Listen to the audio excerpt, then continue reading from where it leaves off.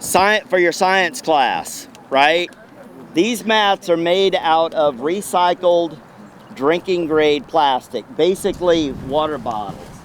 So it doesn't look like it, but underneath they sprayed it with a coating so the sun doesn't deteriorate these islands, because they're going to be holding them in place for a bunch of years. And these islands are going to look just like the marshland that's out there now. So these islands are made out of drinking grade plastic, so it's all recycled. We're going to have fun today, mainly. But we're also, as Ed and Gabriella said, we're doing some good work. We're out here rebuilding this marsh. Be safe.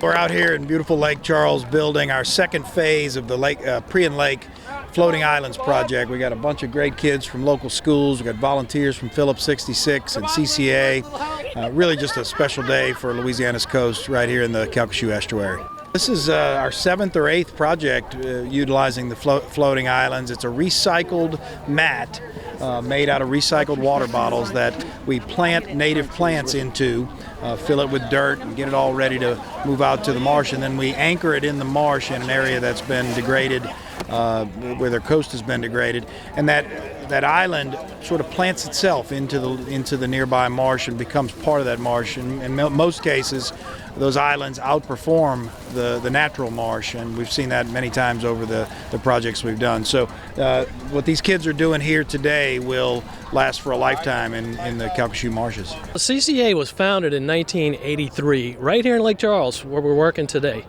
And then in the year 2000, we decided we needed to be hands-on with habitat. So we first started building artificial reefs using limestone and concrete and other natural materials across the coast. And then we learned this new technology that was created in Baton Rouge by Martin Ecosystems called the Floating Islands. This is a hands-on project that we can involve the local students, as you see here today, and they can come out and learn something about conservation, about our coastline, and about participating in their community. So it's a great hands-on opportunity for the students, a great demonstration project, and actually beneficial to our shorelines where we're going to anchor this and it's going to take root and grow. This is project number 6 for Floating Islands. The first 2 we did down in Terrebonne Parish and Pointe-aux-Chenes, or more specifically Ile de Jean Charles, down there where there's one single road that leads into that community. We established these islands along this roadway to help protect it, and they've survived many hurricanes down there. Then we did 2 sets in Sycamore Point off the coast there that did very well. We did 1 set in Grand Isle, and this is the second set we're doing here in Lake Charles. So this is actually, we've had a little experience with these. The first set that we did in Lake Charles survived Hurricane Laura, which is a testament to their durability. So we're very excited today to add to that, to have these students out here participating in conservation and making a difference for our coastline. Today we're planting oyster grass. There are 150 holes in each one of these floating islands that will get a plant today. 1,500 plants total, but this oyster grass is taken from the native marsh area here. So we're almost recycling it. We're putting it back into the floating islands. They'll germinate and they'll actually expand. So we hope to get at least 4 to 6 times growth off of one oyster grass plant when it gets onto the site. So we take one out and we're getting 5 in return. The floating islands will last indefinitely. This is made from drinking grade plastic, so and they're also UV coated. But you won't notice these islands after a year because the native soil will grow up around the islands, and as these plants germinate, they will basically disappear into the native marsh. Environmental sustainability is a core and vital mission for Phillips 66, and being able to support our local community in Southwest Louisiana, where we live, work, and play, is vital to our business success. I have about 20 volunteers from Phillips 66 and about 100 volunteers from student organizations and other community members, including CCA. As you know, in Southwest Louisiana, caring for our coastline is vital to our community, to our fisheries, and to the fun way of life in our sportsman's paradise. And so Phillips 66 loves to be able to contribute to restoring some of the coastline that was damaged after our very challenging 2020 with Hurricanes Laura and Delta hitting. The Stream family has donated access to their property and as a place to put the islands. We've also have a company called Stream Wetland Services that produces the vegetation, and we're in the coastal restoration business. So it's just a great opportunity for us to partner with these great companies and support educating our children and getting the word out on how important coastal restoration is in our community. It's part of CCA's mission to instill an ethic of stewardship of our coast into everybody, into all citizens, and first and foremost on that list are our youth. If we can teach these kids, like the ones out here today, about the importance of taking care of our marsh, taking care of our environment and our coastal resources, then they will be able to pass it on to their families later on. So it's an important part of CCA's mission is to instill that stewardship ethic in these kids. My name is Regina Smart. I am the ag teacher and FFA advisor at Westlake High School. I brought a group of students out here today. We've been learning about agriculture. We learned a lot about plant science, and so we're able to actually take the things we've learned in the classroom and kind of put them into action. Hands-on lessons like this are invaluable. We really need to take our learning to a whole new level. We can teach our students about environmental issues, we can teach them about the problems that we're having, but it's very rare that they get to be a part of the solution. And so having the kids be a part of the solution, I think, brings your learning to a whole new level. We know that Louisiana already suffers from coastal erosion, but Lake Charles specifically was hit very hard by 2 back-to-back hurricanes.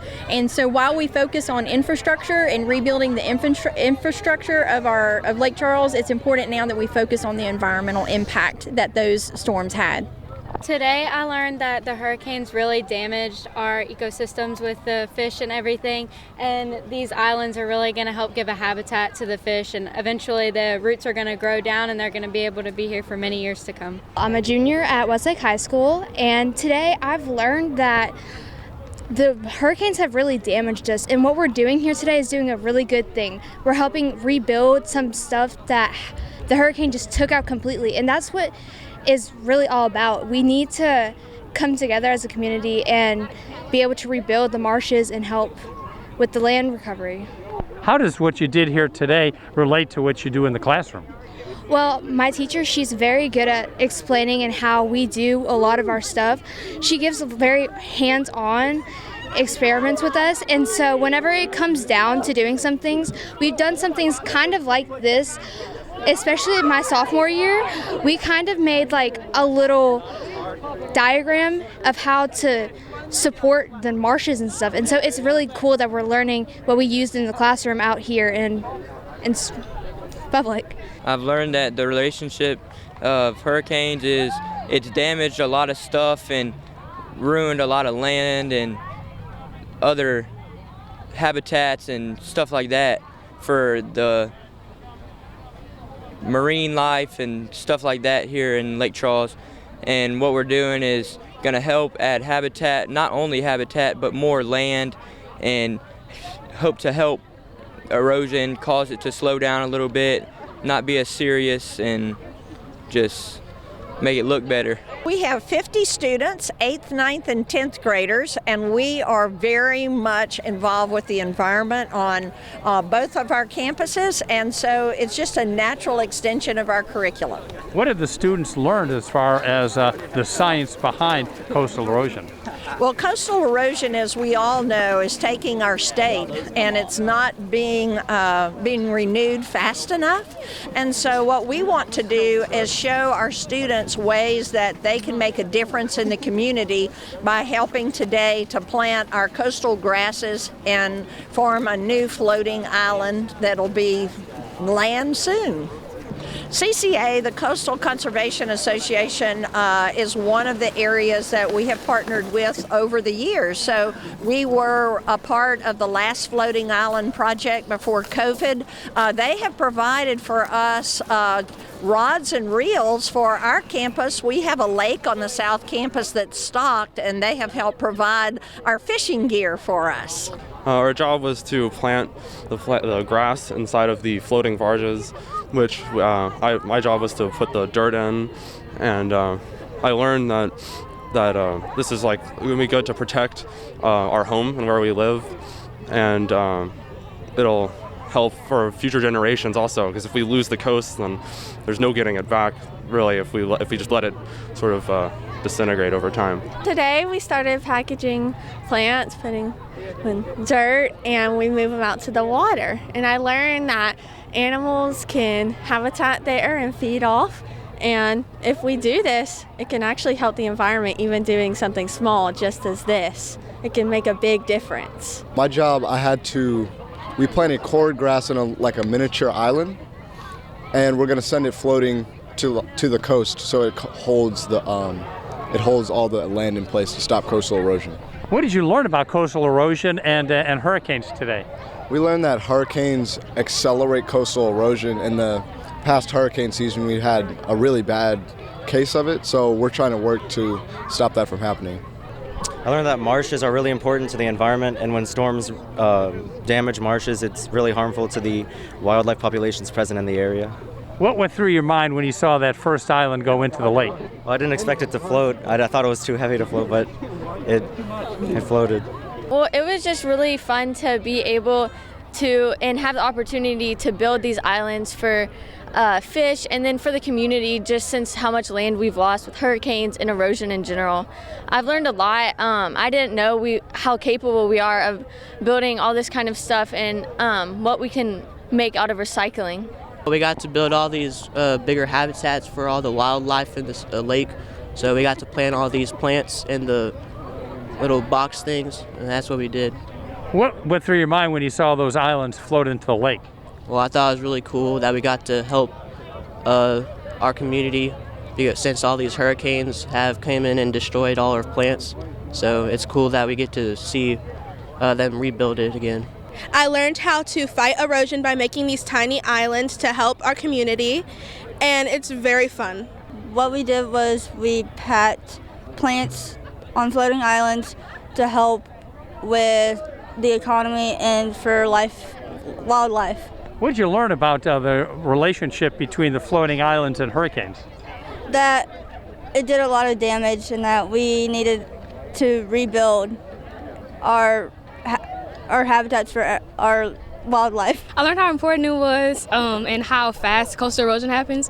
When we talk about coastal erosion, we always talk about over years, and it's crazy to see that a hurricane could destroy and wipe out so much and erode so much at one time. And it's also mind-blowing to see how we can help and aid the process of it growing back. I learned how this is a community thing and how people have to come together to be part of these kind of things, because it's so easy to forget how in the midst of all these hurricanes and that kind of stuff, you forget all this erosion and all these problems that come with it.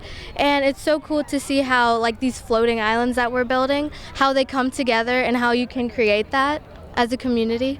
I learned how to be a little more productive, and that's important because, being productive can really do good things like helping the earth like we did today. I learned that it could be helpful for your mental health and stuff to plant, and that you can find great things in life when you plant and help the community. They're really learning a lot. They're learning about what it takes to get to restore our wetlands, but also how important it is.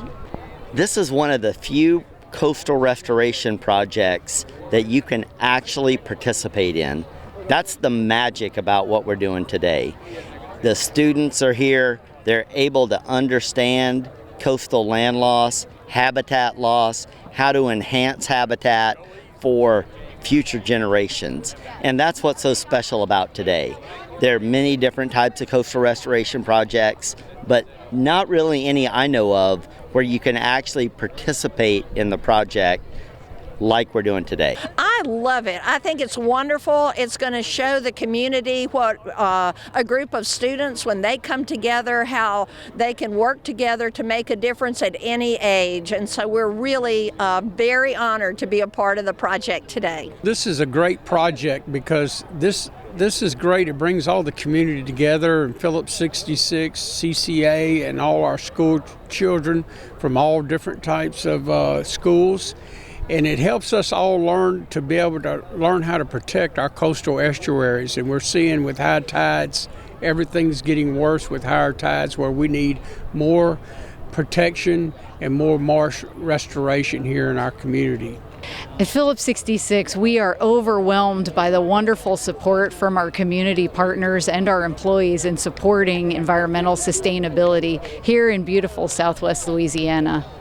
This is fantastic to be out here today with these students, and also with our title sponsor, Phillips 66, and their employees who are participating along with the students, and it's just a great community effort for the Lake Charles area. We're the Coastal Conservation Association of Louisiana. We've been here almost 40 years, established in 1983 in Louisiana by a small group of concerned conservationists. And since then, we've been involved in tons and tons of advocacy issues related to our marine resources, fisheries resources, and coastal resources.